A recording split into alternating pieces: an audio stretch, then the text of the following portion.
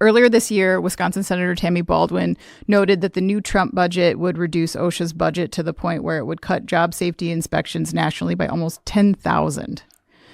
Outside of these factories that are actually inspected, and I know not every factory gets inspected every year, but I do feel like the threat of that kind of hanging in the background does encourage folks to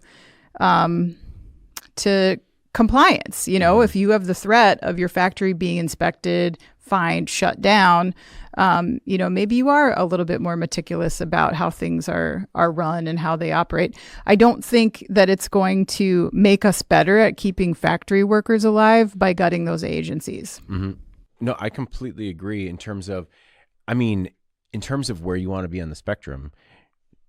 I think that it's best to be on the gold standard in global safety rather than the cost of doing business. The one that I want to call out there too, when you talk about the cuts, they're looking at that 12% cut and potentially an OSHA personnel. But the big one was earlier this year when all that DOJ stuff was going on.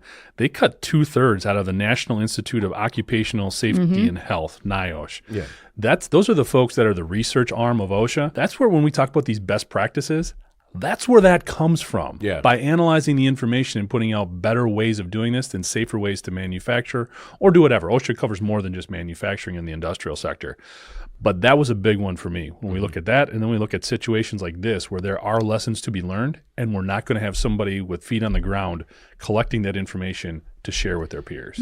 Well, in talking about having feet on the ground,